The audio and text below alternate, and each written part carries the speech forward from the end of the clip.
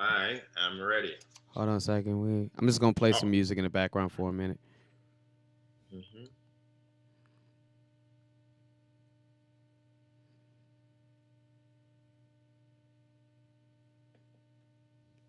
I done seen some darker days. Take drugs and numb the pain. They say it's gonna be okay. Well, that ain't today. Pray the Lord I beat the case. I know I made mistakes. I don't really wanna pay. Need someone to save.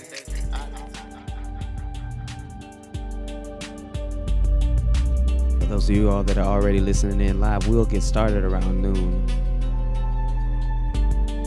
I am hearing you out now. Well, how I'm supposed to talk with nobody that hit me out? Tell me how I'm supposed to win when people wanna see me down. I was right there with my mans when they pulled up and gunned them down. That's the reason why I always gotta keep my gun around. Out here wild, I guess they got me labeled as a hoodlum now. Not give up, I guess they got me labeled as a hoodlum now. Not give up, I guess they got me.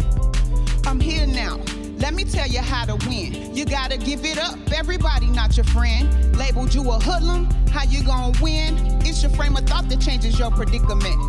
But you don't understand that feeling seeing them on that ground. When I say thunderstorm, no lie, man, it was pouring down. I wanted them all in, I'm going for it now. They say I'm talking too much, time for me to show them now. Success, man, I know more about neglect. I'm talking poverty, sleeping with roaches in a wretch. And even though my granny raised me different from the rest, I'm only stuck on one thing, and that's the thing that I know best.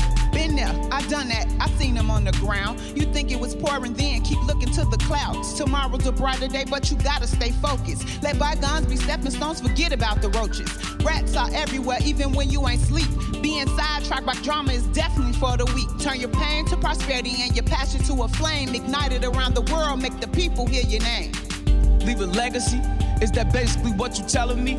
Keep throwing dirt on my name, I see the jealousy. Wanna see they break down some you would never see. This situation don't hurt me, this shit just better me. I'm trying to move my granny somewhere where the weather sweet. And yeah, it's hard to stay focused when people testing me. But I can't let no simple nigga get the best of me. That's on my auntie, I'ma do it to Through the the devil. jealousy, we leaving legacies. They done do dirt on my name, can't get the best of me. Hear it now, I break down, man, that'll never be. Through the hurt and the pain, I'm where I gotta be. It ain't no need to look down, cause I'm a better me.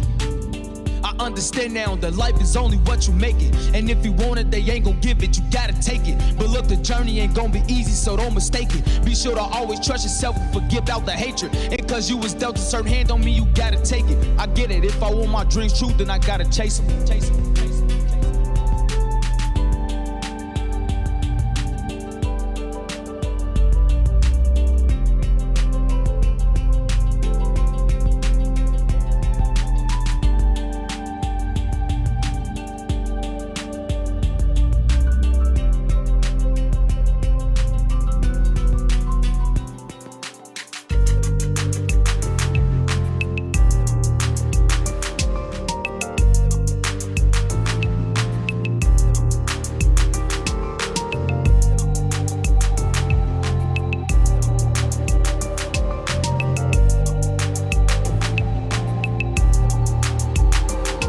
The system really ain't fun. It's made for them to slay us. Ain't no destruction, only get one. So I advise you keep your head up. The system really ain't fun. It's made for them to slay us. Ain't no destruction, only get one. So I advise you keep your head up. 15 years old, trying to make it out, now I'm locked up in the system. 17, fighting 30, I repent, ask for forgiveness. I'm gon' chase a cat up, fist, run up a sack all in the trench. VIP that you lie there, screaming, rest up all my niggas. Yeah, I'm sitting doing time, but the Lord only my witness. That I'm trying to really change. I'm gon' do it for myself and for my homies who ain't here fighting the high school. I'm gon' finish, and for Nathan, I'm gon' ball. That's my bro, he taught me plenty. The system really ain't fun. It's made for them to slay us. Ain't no distraction, only get one. So I advise you keep your head up. The system really ain't fun. It's made for them to slay us. Ain't no distraction, only get one. So I advise you keep your head up. All right.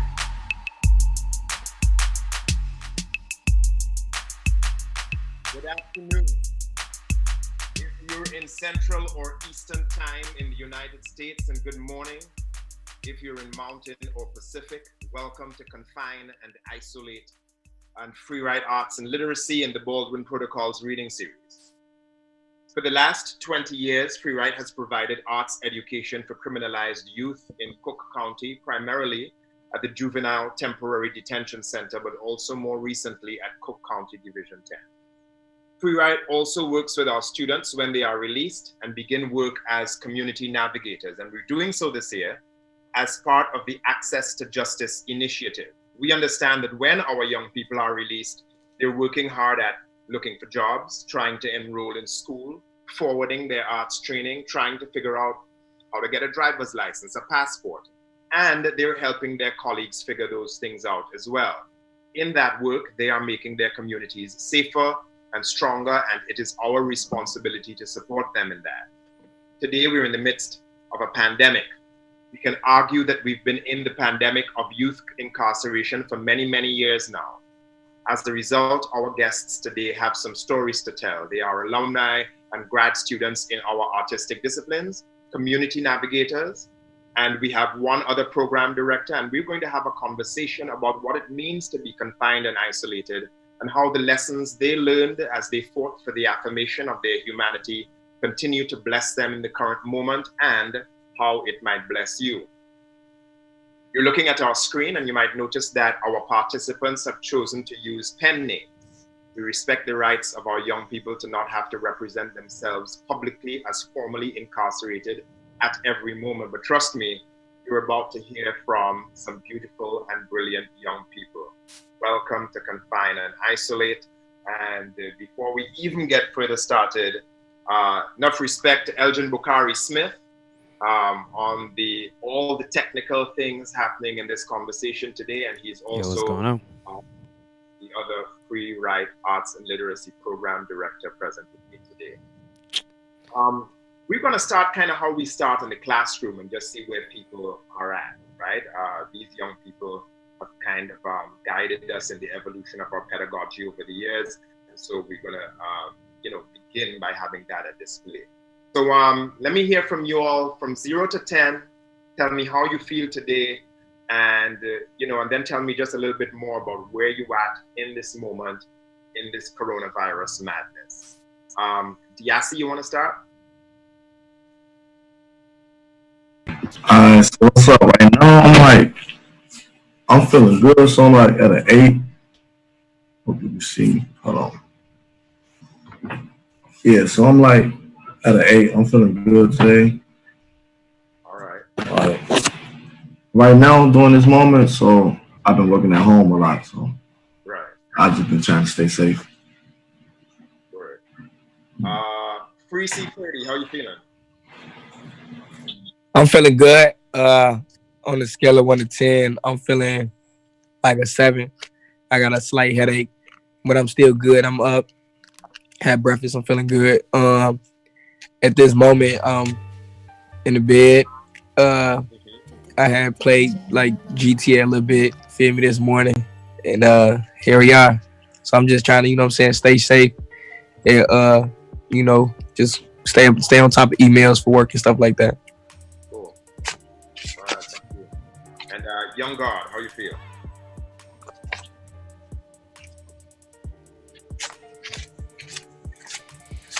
Your microphone.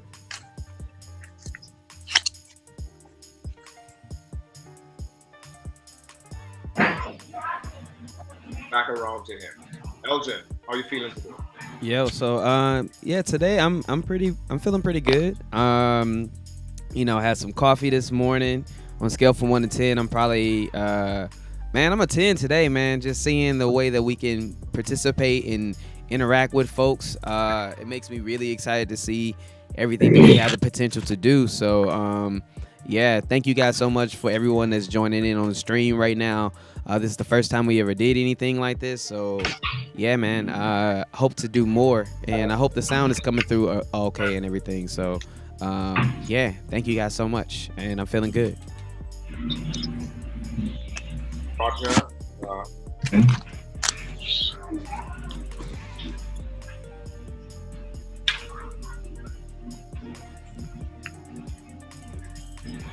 Oh, we can't hear you, Raj. I'm kind of at a 9 today. I'm always at a better place when I get a chance to talk to y'all. So, that's where I am. Let me just jump in with the first question, and you all take it from here and tell me what's good. As we've had to lock ourselves down or restrict ourselves from going places, what's the most difficult thing that you've had to deal with? Free C30, you've been talking a little bit about this before we got on air. So, but any of you, please just jump in and tell us what's the most difficult thing you've had to deal with.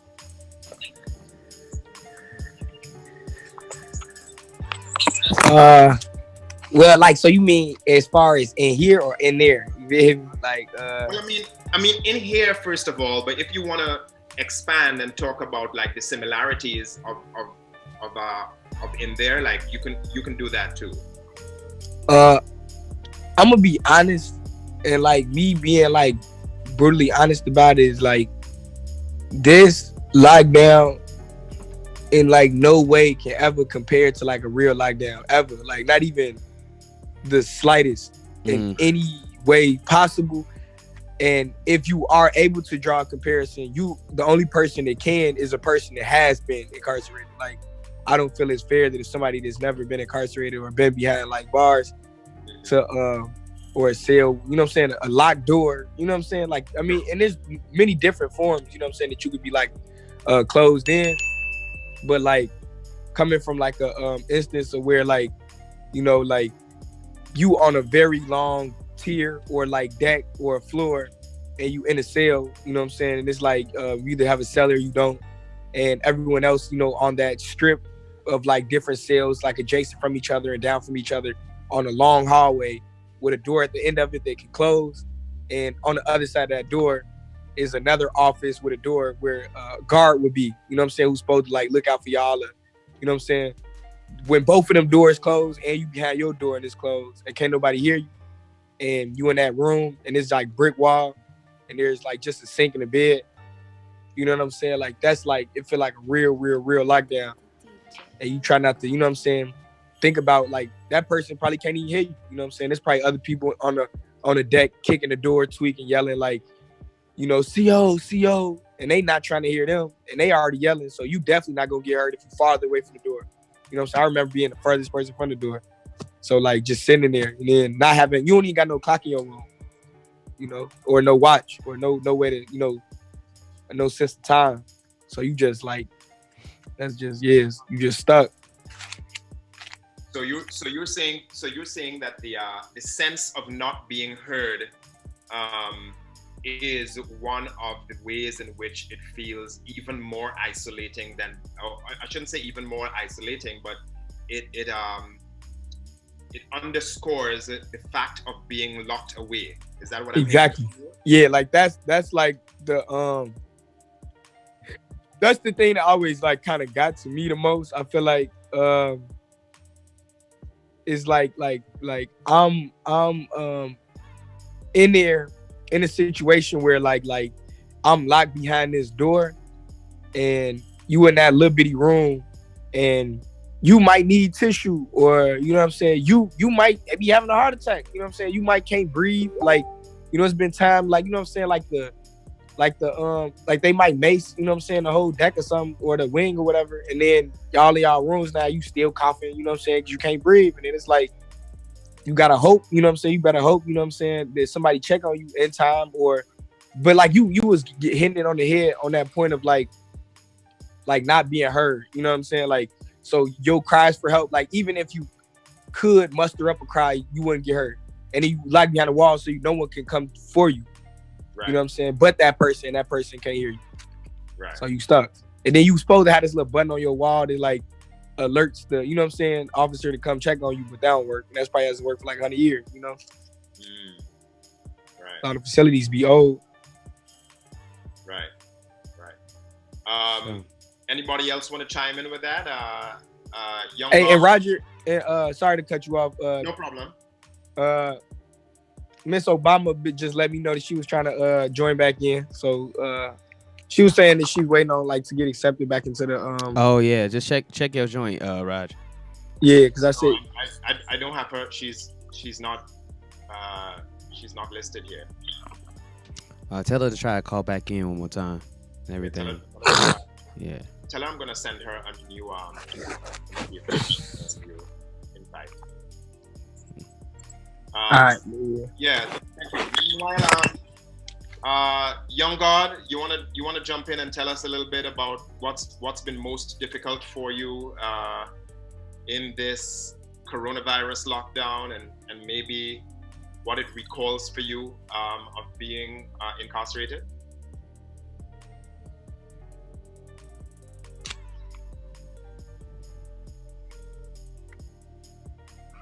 Oh, you gotta unmute your mic, Famo.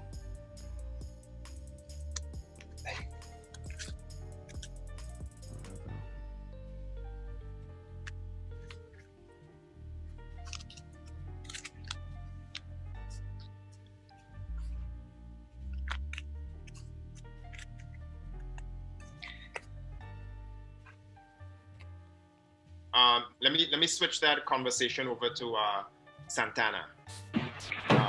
So like, well, for me, for the most part, like, I've been having like a lot of work to catch up on.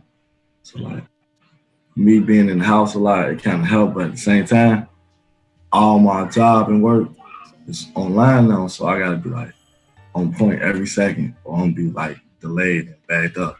As far as me being incarcerated, when I was in there, it was like a way different experience. Right. You just sitting in your room with nothing but time on your hand, and like, you don't know what time it is. You don't know how long you've been in your room. You're just like, dang. And then most of the time, I ain't really had nothing to do but read. So like, it's really a big difference experience. Like, as far as like the pandemic going on, not going outside, like you got more like privileges. So I like, it's real different. Sure. So you say you're doing a lot of work at home. May I ask, and of course you don't have to answer this, what kind of work are you getting into these days? I know you have some music that you're working on, but what else are you working on these days? So besides my music, I work with a youth advocate called the YAP program. That's like another way for like youth that's being released on parole from juvenile facilities to help like them get on their feet. All right. Like, cause it's kind of hard, like me coming from just getting released, and I see how it is. Right. Cool. So you said just now that the only thing you had to do, there was nothing to do but read when you were in that particular situation. What do we? Let me ask this question. Were you an avid reader before you got incarcerated? And if not, what kind of put you on that path? So like before I got like incarcerated, I wasn't really like reading a lot because I was more like an athlete. So like I in the sports and outdoors. But when I got incarcerated, it was like, man, everything had a schedule. So it was like I couldn't go be an athlete when I wanted to. So I had to pick up a new hobby, which was reading. And then at certain moments you had to be in your room. So you'd be like, you ain't had nothing but to do but read and kill time.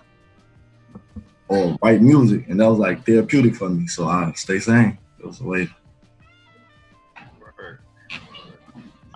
Miss Obama has just joined us. We're Raj, make sure you rename her first. Just make sure to rename. We're talking a little bit about what it's been like to be out here at a time where there is lockdown and you can't move around. And Free C30 and Santana have gone on to start talking about the similarities between that and between the idea of being incarcerated. You want to jump in and tell us a little bit about that? Yeah, I can. So, the idea of moving into a different environment or readjusting for me, it wasn't that hard for me because it was already structured and disciplined in my household already. So moving into a different environment that maybe had not had the same thing, the rules was different for me, which I had to adjust to, which was asking to move, having a set schedule to eat, asking to go to the bathroom, and things like that was different for me. But I didn't find it that much hard to do.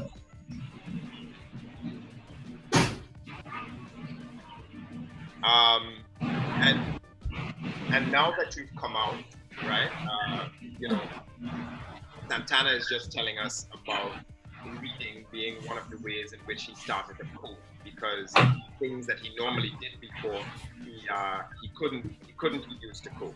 So what did you find while you were incarcerated that helped you cope in the first moments of your beginning to feel, okay, well, this is different, or this is a little bit more difficult for me to deal with than where I was before? I had many coping skills, but in the beginning it was hard. But some coping skills I used was music, isolating myself, having like downtime to think.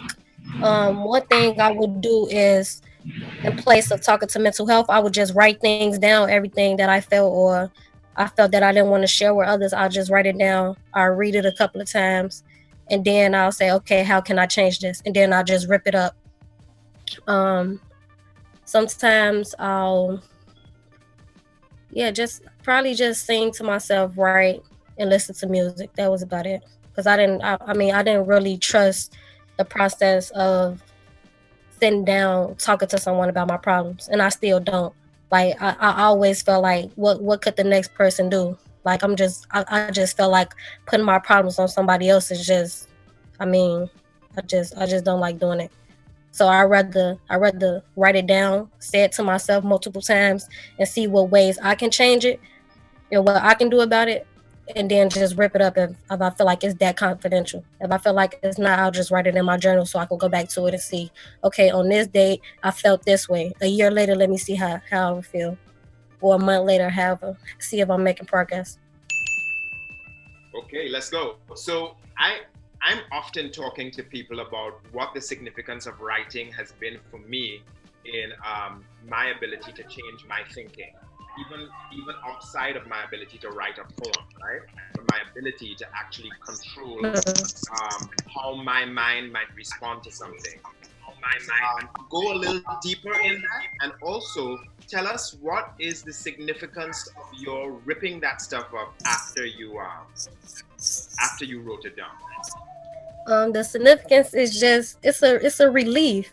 I mean, like when I'm angry, I try to do things that don't cause harm to me.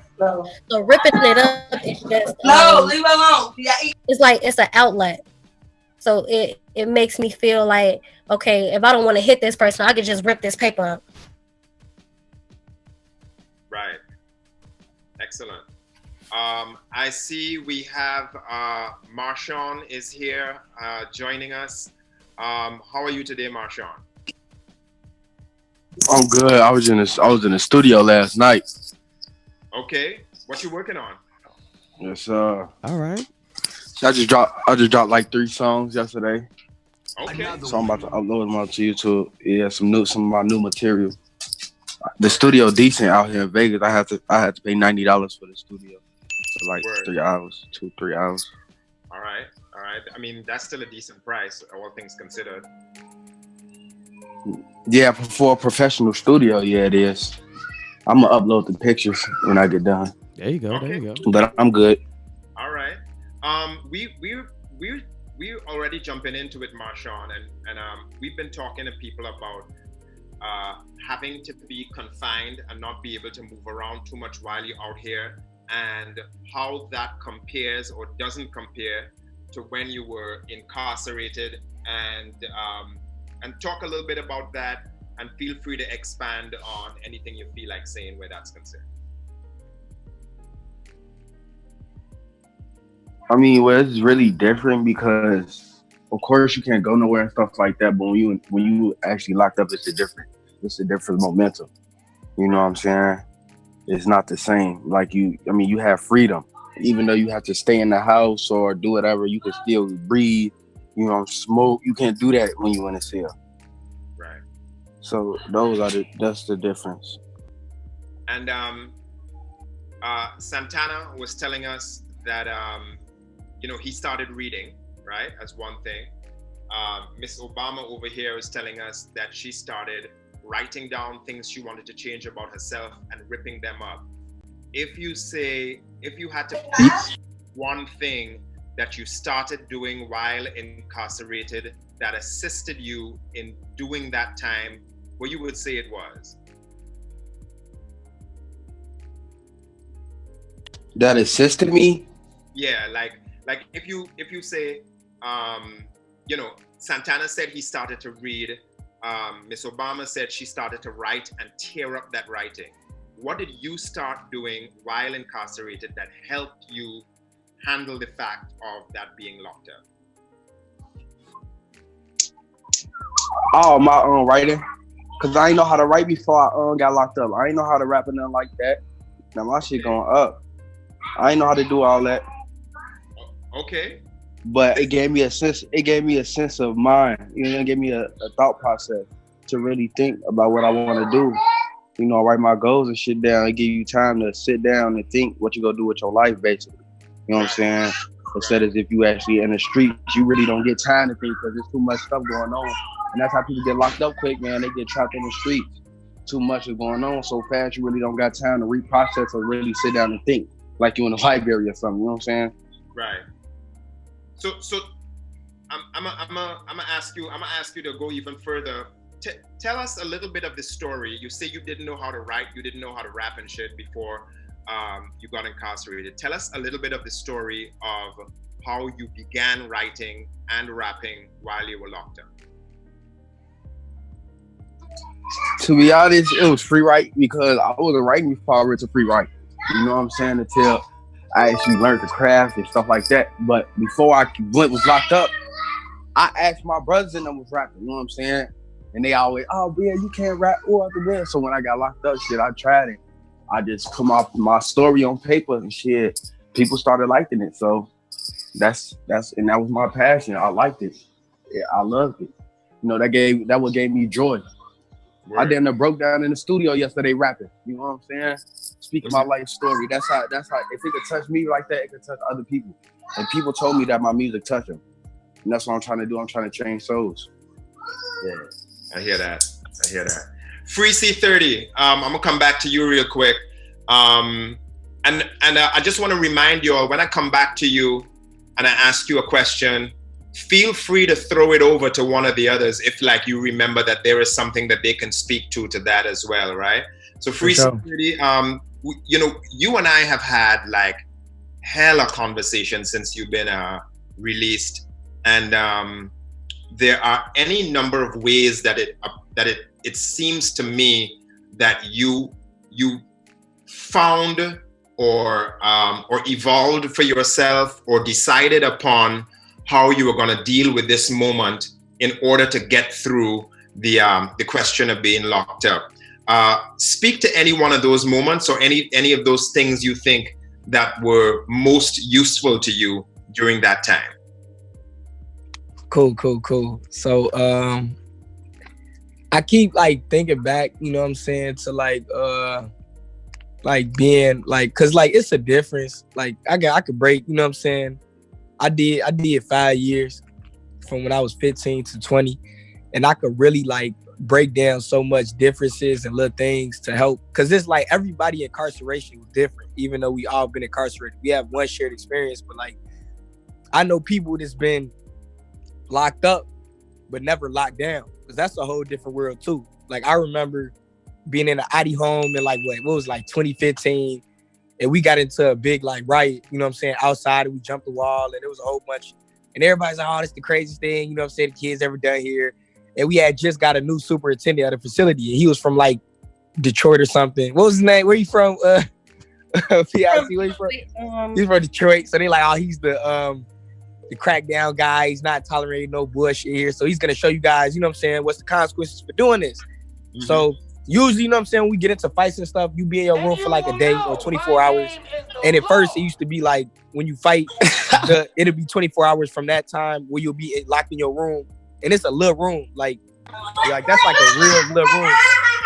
And we'll be in that, we ended up doing that, and we got put in our rooms on lockdown or whatever.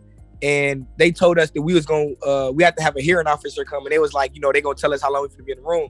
So the hearing officer's like, y'all gotta be in y'all room for 7 days. So we like, what? 7 days? We like, that ain't never ever happened before. Like y'all can't keep us in the room for 7 days. But then we thought about it, like, shit, who can we tell? We like, we can't go to the phone and tell our moms, and tell a lawyer, tell anybody. You know what I'm saying? We like, shit, what they finna do? So they like, shit, y'all gotta do. They told us in hours, so it was like 100 or so. It was a whole bunch of hours. They were like, it was like how much that equal to, and it was like 7 days. So in an Adi home, it's different from like in like, you know, like the docks or something where like you got, you know what I'm saying? You got maybe had clothes in your rooms and books and like food or commissary. Like in an Adi home, you can't buy commissary and all that. So shit, it's just the only thing in your room is probably gonna be books, but they took the books and everything out of all our rooms, all our clothes. So it's literally just a mattress, a little mattress, a sheet, and one extra sheet, and your sink and your toilet. So we have to be in there for like 7 days, and shit. It was like, you know, you kind of like, I ain't gonna lie, like you kind of go crazy after so many days, like. Because in the first couple of days, everybody was kind of, you know, we still checking on each other, hitting on the wall, like, oh, what up, man? How you feeling? Oh, I'm cool, telling stories all night. Then it's like after like 4 days, like, you know, everybody wake up. And it's like, it gets to like 1 p.m. before you even hear somebody say nothing. You just hear toilet flushes all day. You might hear somebody groan or this and that, or say something like, yo, what's up? Oh, shit, man. Yeah.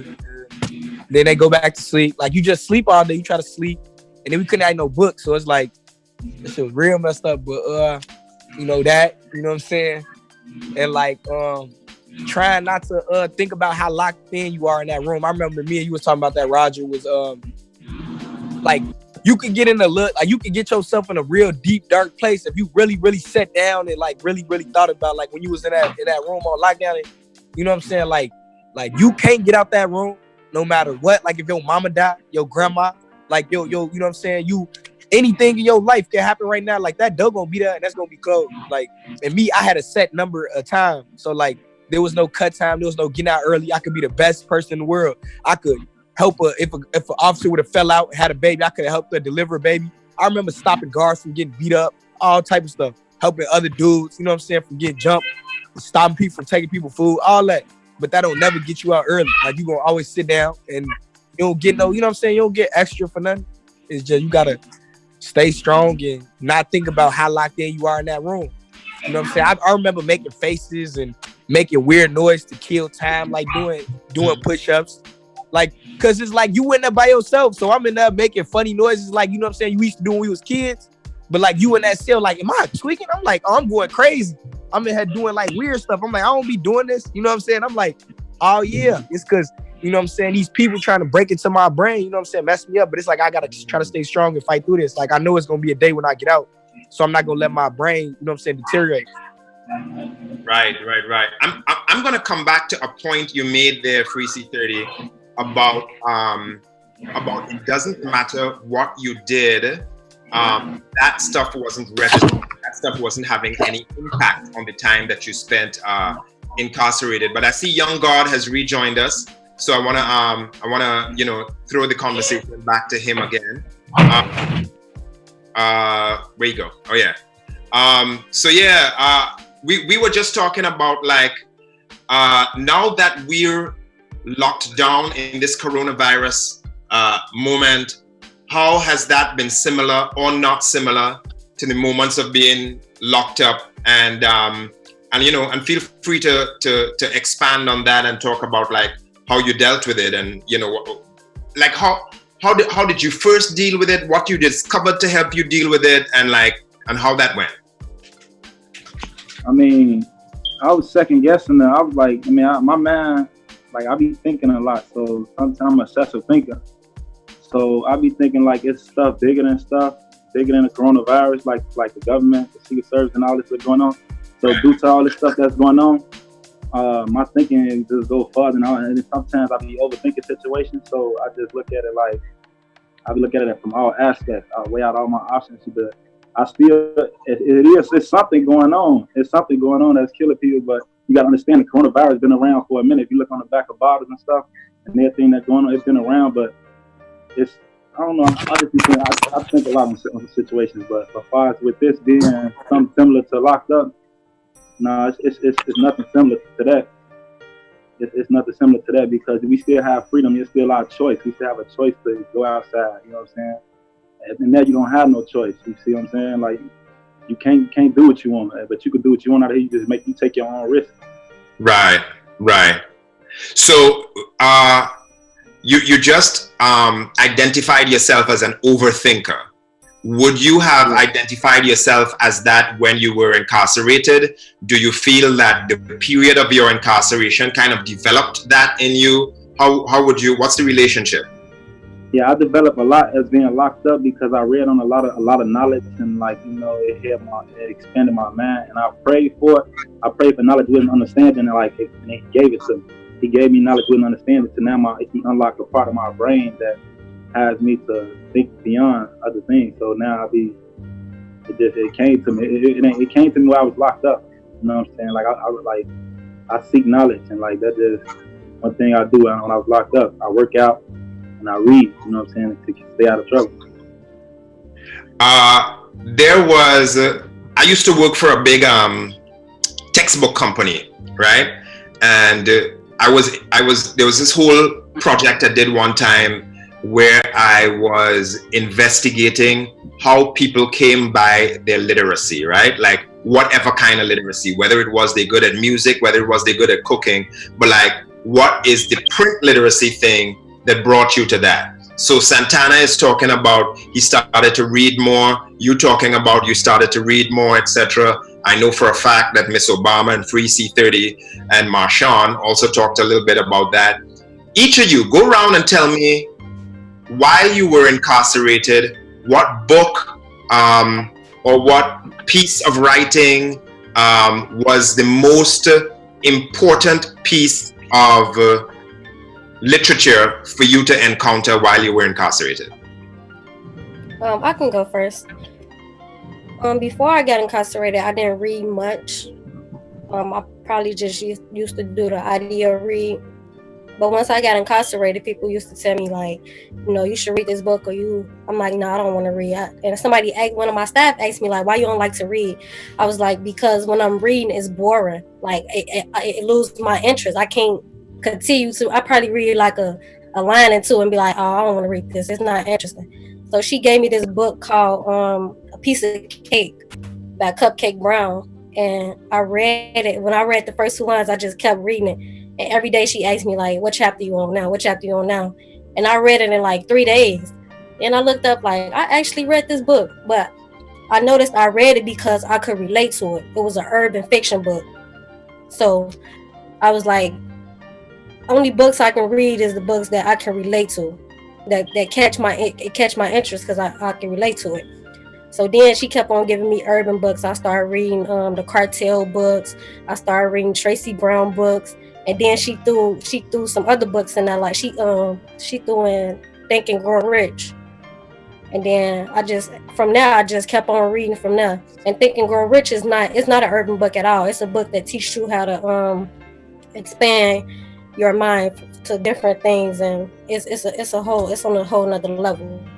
But I say that to say when someone not reading or trying to get someone to read, I think it's good for them to read something they can relate to first, so they get the feeling of reading. And because reading is a whole nother aspect of teaching. Once you start reading, you get into a whole nother world. I should say, it's a different world. So that's what helped me start reading. I haven't been reading much since I've been out because I got other stuff going on. But yeah, I did the most reading when I was incarcerated. Word. Who else want to jump in? Tell me about what was most important to you to read while you were locked up. I'll go. What was most important for me to read when I was locked up, what caught my eye, was a book called 7 Powers of Success. It's called The 7 Powers of Success by Charles something. I forgot his last name. But Okay. it stuck out to me because I was like the things that's in there, like the things you need in life. Like that's what I like reading. I like reading stuff that'll help me in life. Like books on real estate, like books on like stuff that'll help me. I don't really like reading like movies or books like for like, but entertainment I like reading for knowledge. Like that's what I search for. So in the 7 power of success, you got the power of choice, you got the power of the power of vision, the power of mind, the power of character, the power of belief. It's 2 more powers, but you need all 7 powers for to succeed. And how they put it together, they say that's like your success vehicle. Because you look at the power of vision is your windshield. If your windshield blurry, you can't see. You can't see your vision. You know what I'm saying? Your navigation system is your mind. You know what I'm saying? Your choices is the steering wheel. The way you steer your life is the way you're gonna go. And the power of action is the gas. If you never put forward your action, you'll never go anywhere. You know what I'm saying? And then the repair kit is like the power of failure. I mean, if you never fail, you never know what not to do.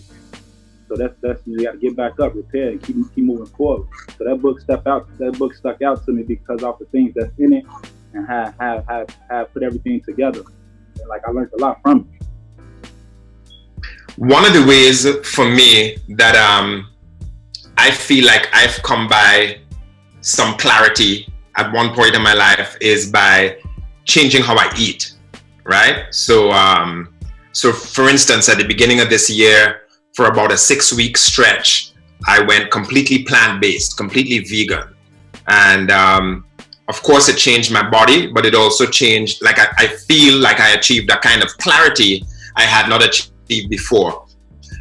Since you're talking about vision, young God, tell me what, apart from the act of reading, can you point out one other thing that helped you achieve that clarity while you were locked up, or even since you've come out? One of the things that helped me, could you repeat that again? Yeah, anything that you feel gave you that sense of clarity, because you talked about vision like a windscreen that's messed up, right? Yes. If you could pinpoint a moment at which that windscreen became clear and you achieved some kind of clarity, what would you say the moment is? The moment is like when I took control over like first thing you have to do, you have to take responsibilities and accept things and not make no excuses for anything. That's when you starting to clear your windshield. That's when you clearing everything up. Like far as like how people make mistakes, but they try and throw it off on other people. But when you start to accept the fact that it was your fault, because can't nobody do anything that you want them to do, and you got control over your own life. So that's when I noticed, like, I started to clear my vision up, because I started to take responsibility of my actions, and that's what helped me to stay out of trouble in jail and everything, and to move forward, like, you know. Word. Santana, you said, you know, you used to be an athlete and you realized you had to do something else, so you went to reading. Miss Obama here say she wasn't really into reading, but somebody gave her some stuff and it was already. Did you have to be convinced, or did you find a thing, or did you go to it willingly? How was your relationship with reading? Also, can we acknowledge the fact that he ain't make none of them shots though? So you know what I mean. I know he's saying he hooped, but he probably didn't. So I'm just going, you know what I mean. He probably wasn't making nothing, but it's cool.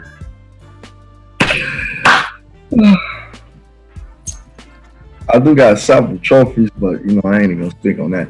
But for me though, it was like I kind of went to it. So like after a while, I got tired of being like just sitting around watching TV or being in my room just trying to force myself to sleep. So I was like, man, there's a few books around here. So it was like a way just to be like somewhere else while I'm in a different space. So for me, it was kind of like living in my own head. I was just like killing time. Word. Do you remember what's the first book you picked up? Oh, it's crazy because the first book I did pick up was actually from like my mental health, and it was like this book called 48 Laws of Power, and I was like, man, this is a big book. That's what I remember. I'm like, you really want me to read this? I know me because this book's big. But then when I got my own one day, I was really reading it. I was like, man, this got a lot of knowledge in it. Word. I want to read a lot of more books. That's how I got started. And this question is for everybody. What do you think so far? And I know this is a hard question if you've read a lot, but what's your favorite book that you've read so far? So like a lot of people won't believe it because like from my background, but like the best book I ever read was like really like the Bible. Okay. Like it always been like a real mystery for me. I was like, man, I got more religious by being incarcerated. Okay. Marshawn, what do you think so far is the most interesting thing you've read?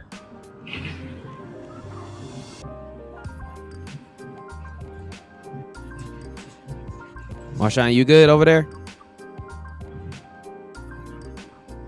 All right, I'm switching back to him. Free C30. What do you think so far is the most interesting thing? Or I mean, you can pick any number of books you want for that matter. Yeah, I ain't gonna lie. I ate too many books to even try to count. But I'll tell you, I want because the whole time we've been talking, everybody been talking.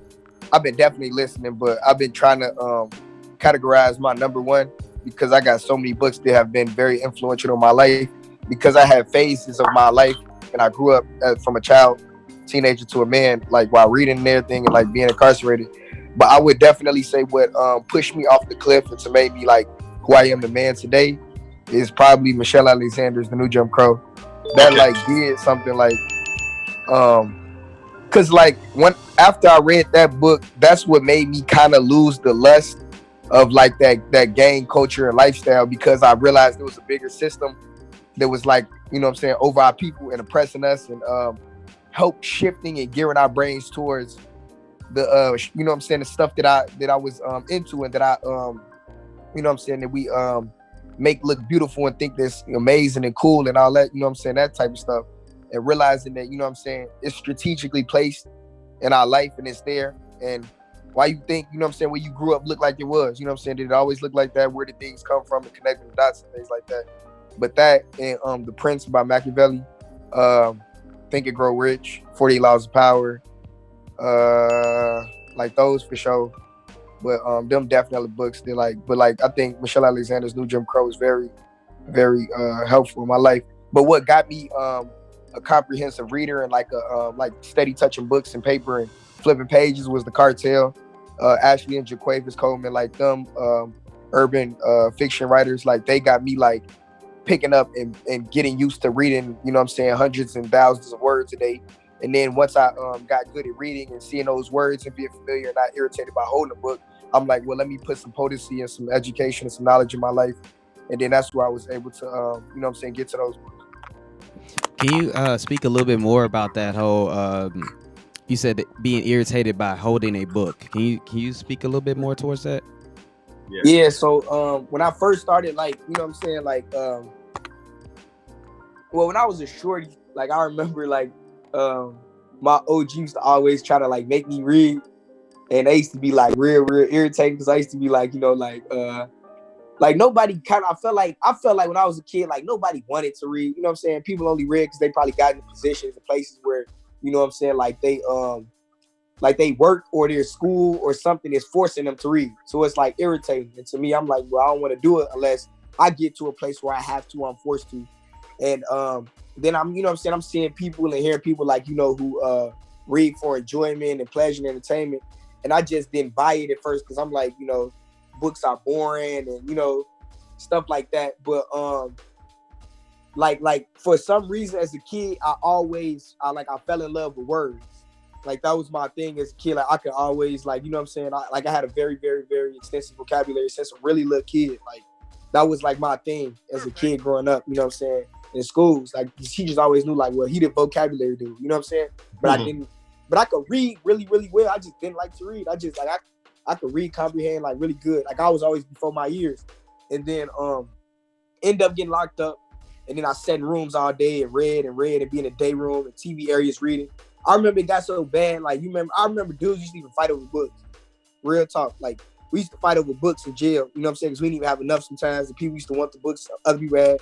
And then now thinking about it, like You know what I mean? It's crazy. You know what I'm saying? Some of the stuff we used to argue, you know what I'm saying, fight each other for.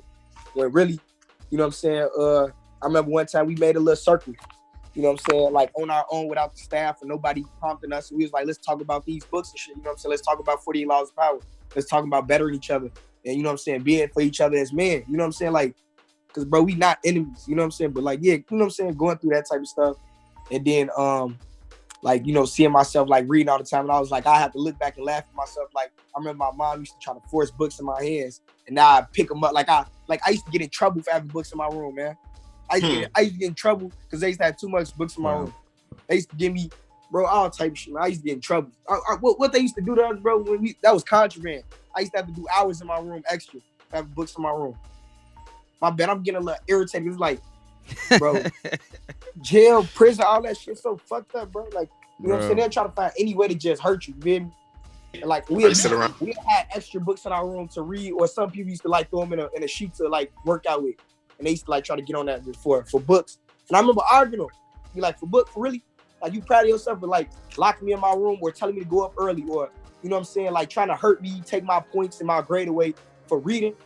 And then the people who used to stand behind it, because I know they didn't make the rules, but they'd be the enforcers because they on the lower end of the chain of command. You know what I'm saying? Like, somebody higher up would make a call and they'll follow it through. But then it's the way they followed it through. They like, some people come to me like, hey man, I don't want to do this, or hey, take this book out your room when I do my search. But it's some of them, they used to like try to find it because they know I like to read. Like, I sometimes forget to come out my room with a certain amount of books, and I'll leave one extra. And they're like, oh yeah, we got him this time. Yeah, let's take his grade away. Let's, you know what I'm saying, to try to hurt me. You know what I'm saying? Now I, you know what I'm saying, I just, you know, I just be chilling. So this brings me back to a point that you made earlier that I want to explore a little bit. We know that part of free rights involvement in y'all's lives has ended up being, we didn't know when we were starting to do this work as an organization that we would end up here, has been communicating to the authorities the fact that you all are actually doing a kind of work with us, and you're doing great at it, and you're putting together that work, because while you are locked up, the only other reports they're getting are the reports of when you fuck up, right? Exactly. So I remember the first time a student asked us, or asked me specifically, can you write me, Cortez is about to join us, can you write me a letter, right, that will go in my court document saying that I've been here and that I've done work, etc., right? So there's that. And now you are talking about C30, about being, having to face consequences for having too many books in your cell. Each of you has spoken about there being a period where you're not really into books and you end up locked up, and then you're into books, and to one extent or another, it's because you start off because somebody brought you a book that was of consequence to you, right? So I want to ask this question.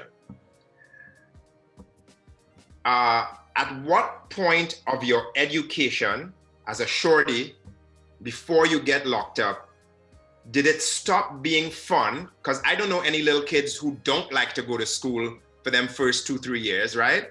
When did it stop being fun? And did you start feeling like school ain't for you? When did you start first receive that message? Anybody jump in on that? 7th grade. 7th grade? Say some more about that, Cortez. Welcome. I'll say like 7th grade, you know what I mean? Because like 7th grade, that's when the kids could get a little, rough.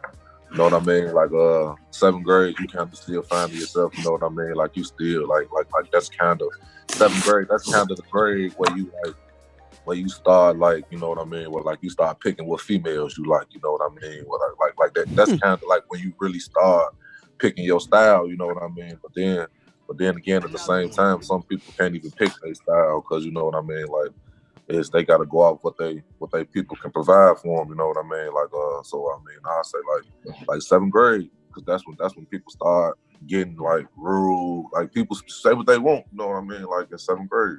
What kind of student were you before 7th grade?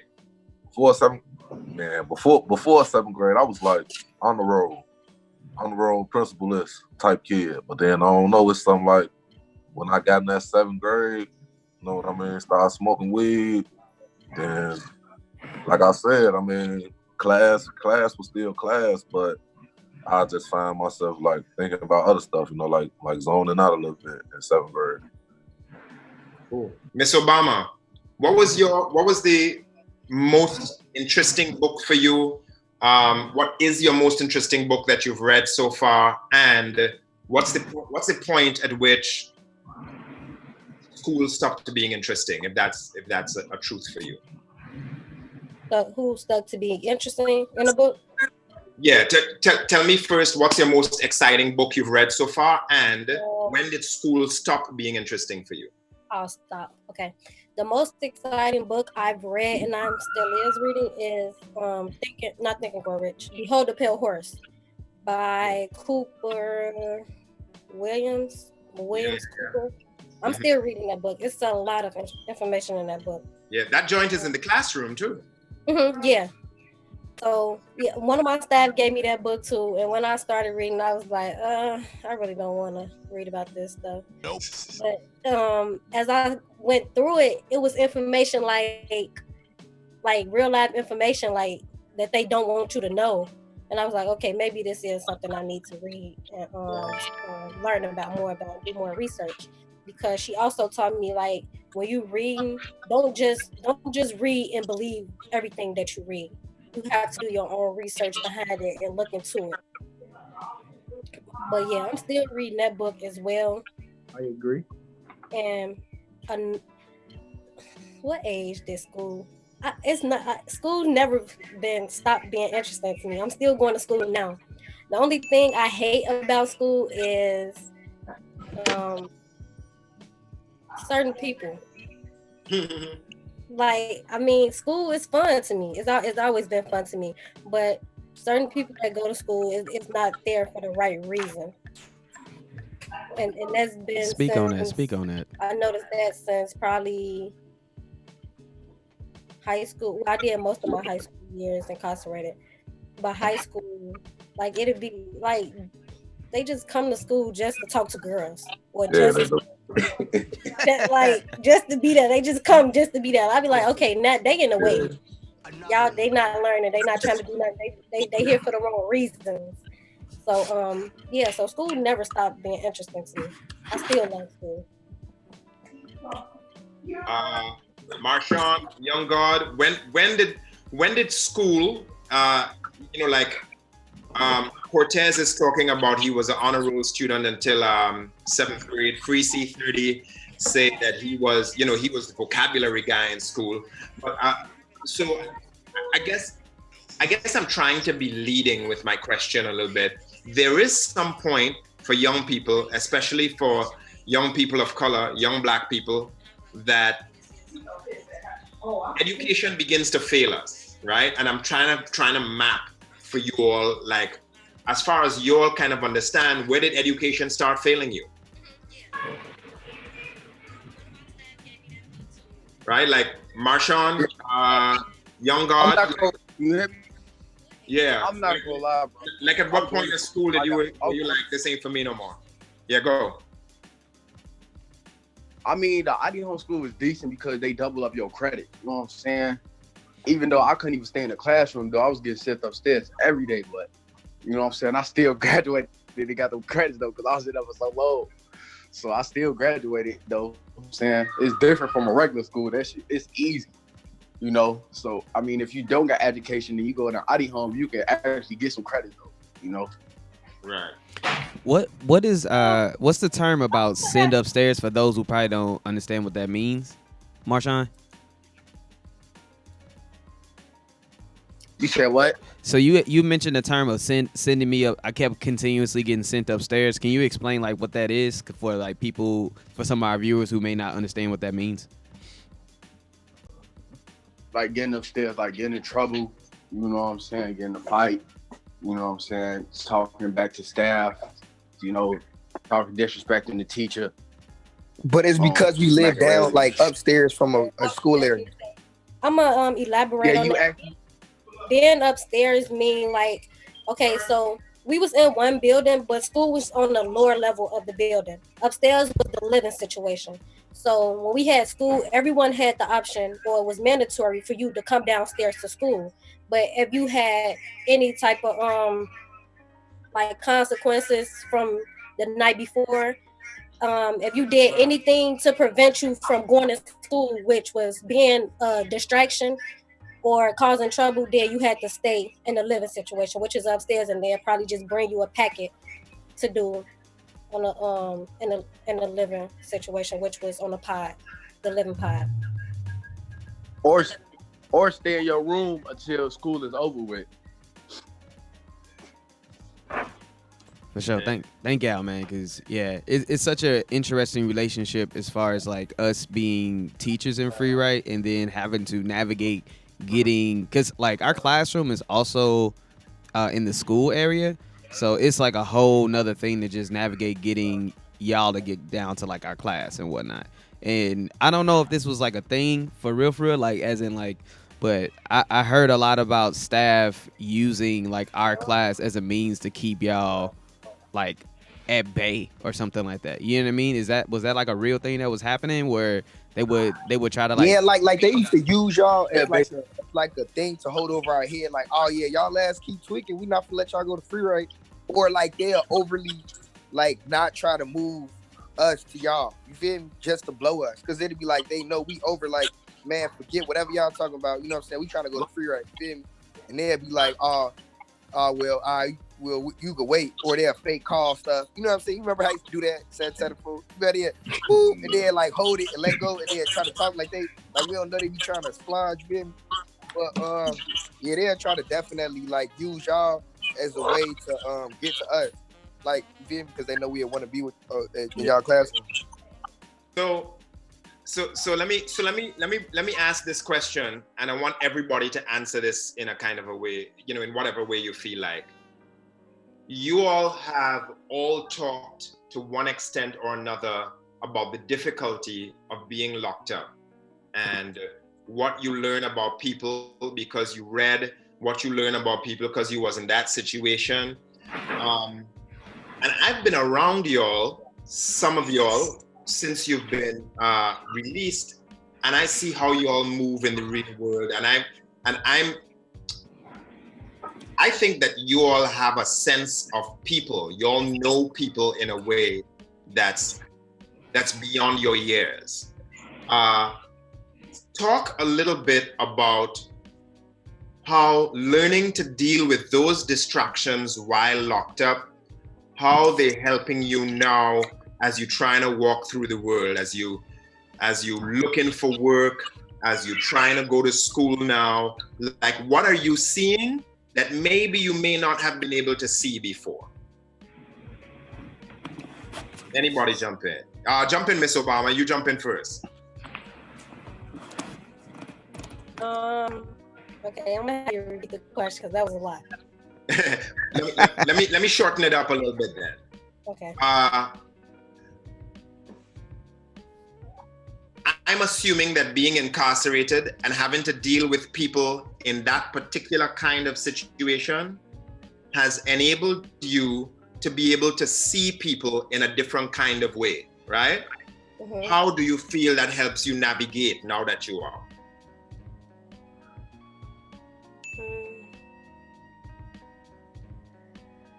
So as of right now, I have no connections with none of the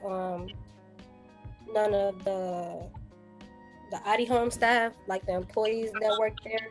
Mm-hmm. But I will say is there. I mean, I already had that different relationship with them when I was in there. I knew when it was, that's their job. So I knew when I could talk to them about personal stuff, and I knew when it's like I don't know how to explain it because I was also there for 5 years. So I built different type of relationships with different people, and some of those relationships was like, okay, I know this y'all job, but I also looked at them as family. Like like a good support system. They supported me while I was there. That was my second family. They took care of me. So, in the aspect you speaking on, as far as the experience, it was different for me, but it was a good and bad thing, because you know, people on the outside looking in, people like, okay, why she get treated different, or why they expect certain things from her. So it was like, and I couldn't explain that, but I just had to know when to do something and when not to do something. But I mean, the other staff who was there in the upper, like the superintendent and people like that knew. So when they got these complaints like, oh well, why Destiny doing this, or why can she do this and why we can't? It was like, I mean, they couldn't really tell them like, oh, cause she been here for 5 years, or she, you know. So it was times I had to step back, and it was times I had to be like, I had to catch myself, I had to watch myself, because it came to the point like, okay, now, because I don't want to look like it's favoritism, or they treat me a certain way and they not treating the next person a certain way. So you had to negotiate some kind of complex personality and situational things over the course of them years, is what you're saying. You had to learn like how to step forward, how to step back, in order to like just make stuff a little bit easier for yourself. Right. Yeah. I mean, some people understood, and some people didn't. But it was like, it's hard for me to explain it. Like, I think. No, I know what you're talking about. They tried to say that this lady also showing favoritism to me, and they told the ATLs and shit about it, but they still ain't do nothing. Remember, Eldrin programs on level 1, level 4 programs, and all the music level 1, and they said that was favoritism. Yep. And I ain't even bet. Yeah, it's, you know, one of the things, you know, and I'm not even sure how relevant this is to this discussion, but for the people who are looking on, Freeride is a not-for-profit organization, and so we have these arts classes inside Juvie, and for all other kinds of programming, the administration there there are different levels on which the residents, they judge whether or not they can go to programming, right? So if you're level 4, it means your behavior is you know, as best it can be, and you can go to whatever programming there is. Level 3, it's something else. And I think, you know, you all can correct me if I'm wrong, below level 3, there's like a whole bunch of shit you can't do. Mm-hmm. Freeride doesn't care what level you are.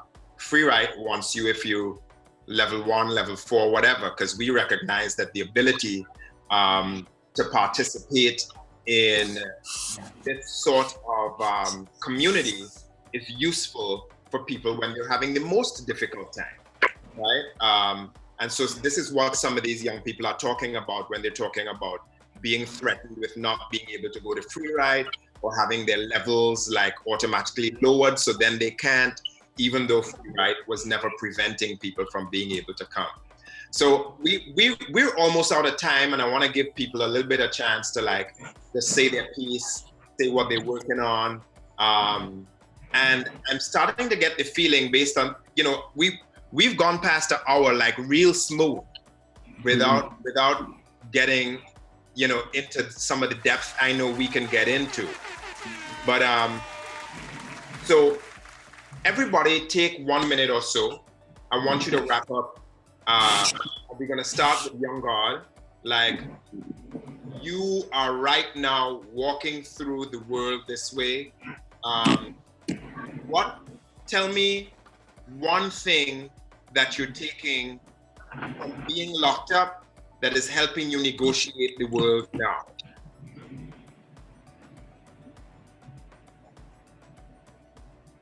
You hearing us, Young God? What? Wait, you gotta ask the question to somebody specific? Sure. I think everybody gotta answer this one. One thing you took from being locked up that's helping you negotiate the world right now. Oh yeah. So one thing that from being locked up, that I learned like a skill is like I could read like, well, I don't know, it's kind of always been me. I just know how to adapt in any environment, you know what I'm saying, and like survive, and just like survival, like strategy, like, you know, like survival tactics and stuff, you know, like that's really it. It's because like jail is like, in prison, all that, it's like you surviving in a different environment, you know what I'm saying? So you gotta adapt or you gonna sink, you know what I'm saying? So, or you gonna get ate. So just learning like things like, you know, like how to communicate to people, who like off or like angry or like, you know what I'm saying, anything, you know what I'm saying, for any reason. Communicating with people who have like a fake badge seal of the Illinois, you know what I'm saying, who think like that's like, you know, something amazing to have with some shit on their shirt, you know what I'm saying, stitched in there. How to communicate to like people of higher authority, how to communicate to people of like different races and different regional backgrounds and stuff like that. And then like not taking like, and then taking the small stuff lightly, like not tripping about little shit. Cause I remember, you know what I'm saying, like we used to eat bullshit a lot, you know? So like, if, you know what I'm saying, we do go out one night and then a lot of stuff closed, I'm like, all right, we can go to McDonald's. And my friend's like, oh, I don't want to go to McDonald's, this and that. And I'm like, yeah, okay. And I'll let them, you know what I'm saying? But, you know, times you can't trip about, you know what I'm saying? I ain't gonna lie though, the food in the Adi Home was. Yeah, the food in the Adi Home was busting though. I ain't gonna lie. But the food, bro, we was in St. Charles, that food was bogus as hell, right? Santana Shorty, we used to eat geese meat. Bro, you ain't had conversation, we was gonna die now. Bro, we had commissary, bro. We was gonna be over there, bro. Oh, man. Yeah, fool. What Nah, else? You said geese meat, bro? yeah, bro. Yeah. Literally geese meat, bro. Wait, You know, all geese, bro. The mystery meat? Mystery meat. geese meat was an actual thing? Yeah. Yeah, bro. Yeah, it was actually. Yeah, young God, let me hear from you. One thing you took from being locked up that's helping you not to get out here. Something that helped me from being in the world, from being locked up, is that, you know, I know how to like take myself from certain situations. Like when I see a situation occur, I know how to just basically like take myself out of it and like and go to like just go to different directions. Like to just say like if something's gonna happen on a deck, I alleviate myself from it. That's why I try to basically like just to stay out of the trouble. It helped me because like I used to react and I used to take up for people a lot. So I got to, because like I don't like bullies and I don't like people that just prey on the weak or pick on people. So I used to stick my neck out there for people who can't stick their neck out, can't help themselves. So being in that taught me to not to basically man my business. For sure. Yeah.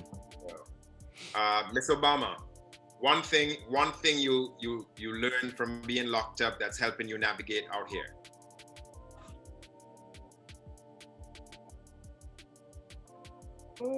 That's a lot, but I guess I can choose. You could choose a couple. It's just being about my business, I guess, like being mature.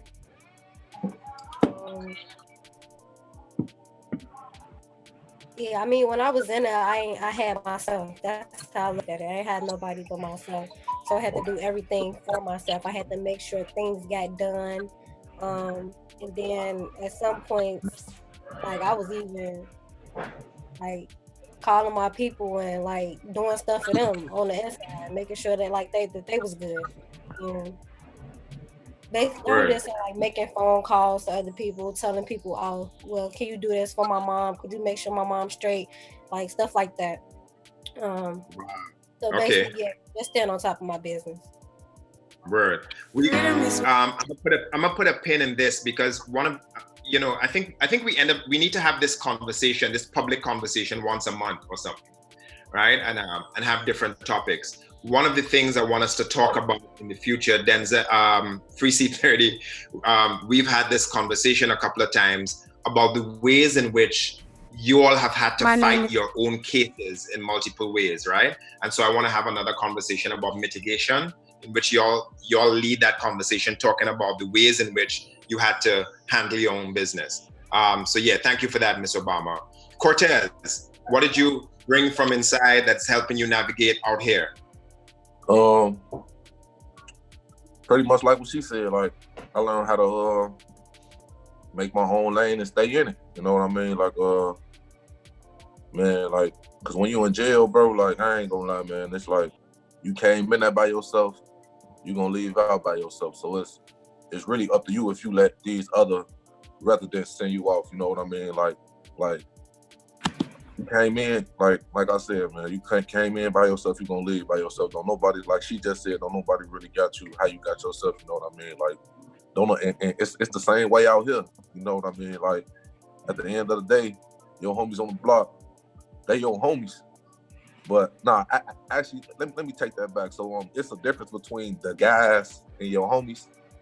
And by that I mean, like, okay, your homies is people you know for a fact you can trust, you know what I mean? Like, the guys is just people you done seen before, people you done conversed with before, but people that's not really your homies, you know what I mean? But like at the end of the day, you got yourself, you know what I mean? So I don't really worry about nobody. I don't worry about nobody out here. I worry about myself, you know what I mean? I try to take care of home first, you know what I mean? Like, you will never see me really pop. You will never see me really like call and like ask nobody for nothing, you know what I mean? Because and that cause when I was locked up, like, I mean, it was like you ask somebody for something, they gonna tell you, like, they might give it to you, but later on down the line, you might have something they won't get. They might be like, hey bro, you don't remember I gave you this? You know what I mean? You don't remember I gave you that? You know what I mean? So I pretty much just like, I don't ask nobody for nothing. You know what I mean? Like, it ain't nothing a man could do. It ain't nothing nobody could do for me that I can't do for myself. You get me? So it's like, I mean, I'm in my own lane.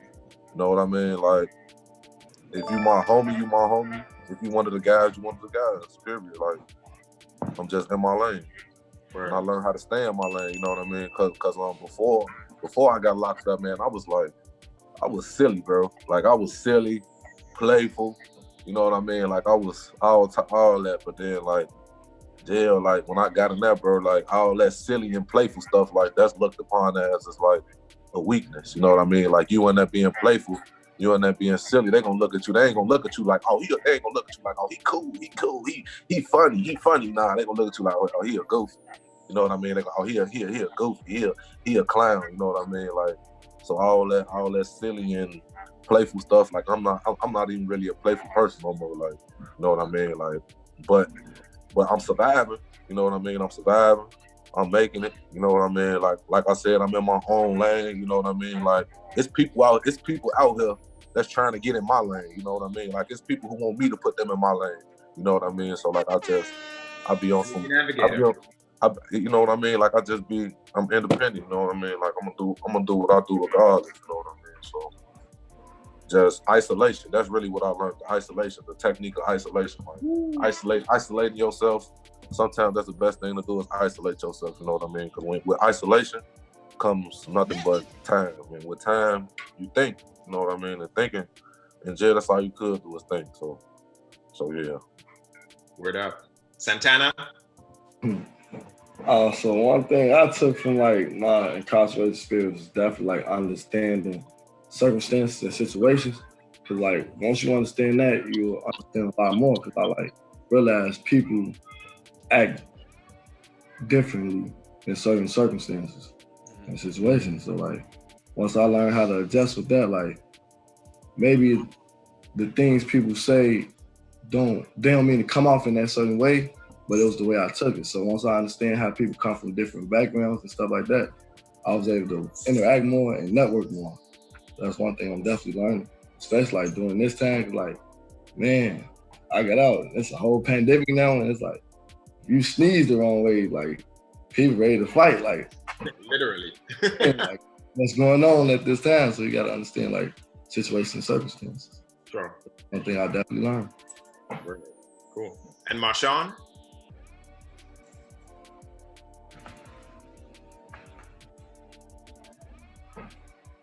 Yes. One thing I learned was not to act off impulse. You know what I'm saying? Everything, and I also learned that, I know the consequences now. I know the time that I'm facing. So if I choose to go out here and do something after, I know the time that I'll be facing. And I chose to make that mistake. As far as when you young, you know you're gonna get in trouble, but you don't know you're gonna be facing those 6 to 30 when you do some shit like that. You know what I'm saying? Whatever you did. But yeah. I don't know though. Yeah, because you're imagining, like you say, you're young. You're imagining that you're a child, that can't possibly be the consequence. Yeah. Anyway, and they don't really prepare you. Say it's that. Different from that automatic transfer. It's different from the automatic transfers, bro. Cause they really don't prepare you to go over to the county and stuff like that. You know what I'm saying? They really don't prepare you or get your mindset right. So people go over there and get treated straight like lame, straight like goofy. Right. You know what I'm saying? And they don't know how to handle that. That's some people, but some people, they know what to do. You know, but for the ones that don't, it's bad for them. Especially for the people that don't got nobody. Like in IHUM, you got food, showers, stuff like that. As soon as you go to the county, you don't got nobody, it's over with. You know what I'm saying? I was lucky enough to have a staff and that to care about me, you know what I'm saying? But at the same time, it's still for me. Asking about stuff today, like, damn, I was just locked up. And when I got out, I got locked up again for a credit card fraud. But it still be crazy. But sometimes it's a difference between love and survival, though. Difference between love and survival. That might be it there. That's the note on which to end this. There's a difference between love and survival. The people who are looking on, if you joined us through the Free Write link through the Free Write website, freewritechicago.org, you can donate to Free Write's programming, to our ability to be able to pay young people to be able to do more of this work, to pay teaching artists to be able to teach young people to do this work. Straight on the website. Again, it's freewritechicago.org. I would like to thank all of you who tuned in to see the show. I would like to thank again Elgin Bokhari Smith, program director, for all the technical capability that he has bestowed upon us. I can't even say words anymore.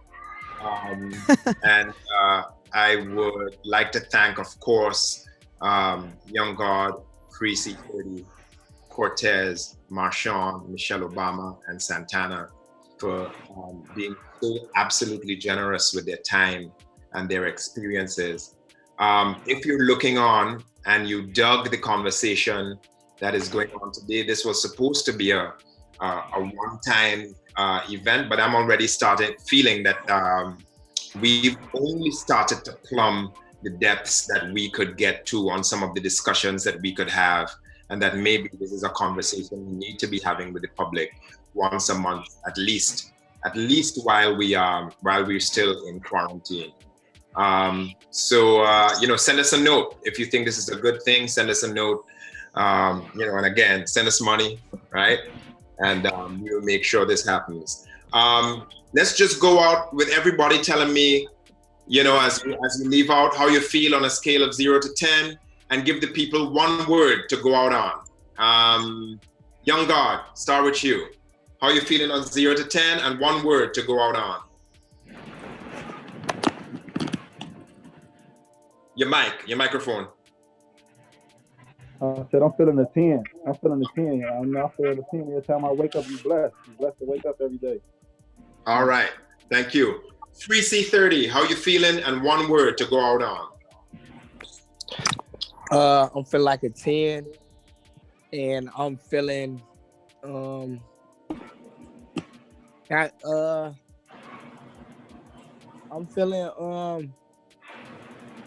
feeling perplexed. Okay. Miss Obama, how you feeling? And one word to go out on. I'm a 10, and my word is exuberant. All right. Excellent. All right. Cortez, how you feeling? And one word to go out on. From 1 to 10, I'm probably like a 9. My one word to go on is independence, isolation. So, Okay. Santana, one word to go out on, and how you feeling? So I'm up 10. One word I say, probably faith. Cool. Faith. And Marshawn, how you feeling? And one word to go out on. I'm a 10 and I'm feeling motivated. Cool. Elgin, how you feeling? And one word to go out on. Man, I'm most definitely feeling a 10, just because of like how all the amazing people that have joined in on this chat, all the amazing knowledge that has been spread throughout the day from it's one thing as a teaching artist and program director is working inside the juvenile detention center. You don't often get a chance to see what me and Roger get to see weekly, which is how brilliant our young people that we work with, and this is just an opportunity for you now to get just a taste of what we experience every week. So my one word is feeling fulfilled right now. So. Cool. And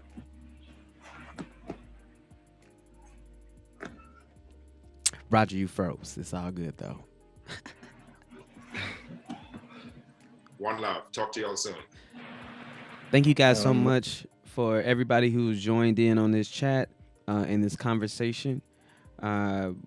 Again, we will be doing more work.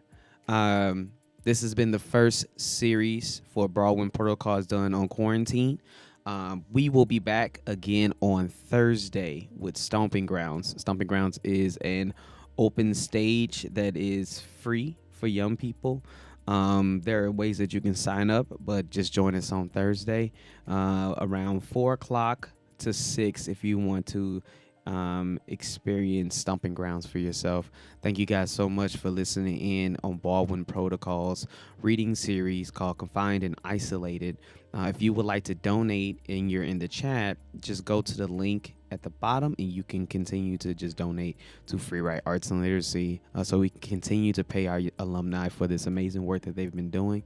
Again, my name is Elgin Bokhari. I'm the program director of Free Write Arts and Literacy, along with Roger Bonet-Agard, who you just heard holding down this entire conversation. Want to give honor to Ryan Kiesling, who is our executive director, Allende, who is also on this call right now. Thank you to Access JB for your comments and being a part of this conversation. Shout outs to DJ One Solo, who just had their first baby, and all the other alumni that are a part of Free Write Arts and Literacy. We're going to leave you with one piece from a young person who was not able to join us on this call. And the name of this piece is called Freedom. It's by Nakaya. And enjoy this piece, and that's how we're going to end this broadcast for you today. My name is Nakaya. I'm 15 years old, and I'm representing Team Free Write, and the name of my poem is Freedom.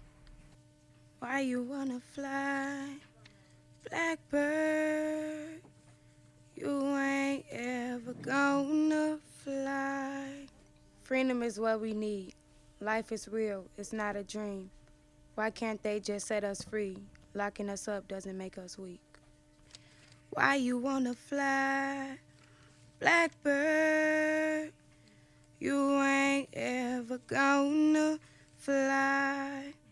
No place big enough for holding all the tears you're gonna cry. I wanna be free, I wanna be me, I wanna be whole. 'Cause your mama's name was lonely, and your daddy's name was pain, and they called you Little Sorrow, 'cause you never love again. How can they keep me? I wanna feel the breeze, I'm gonna be strong. You ain't got no one to hold you. You ain't got no one to care. If you only understand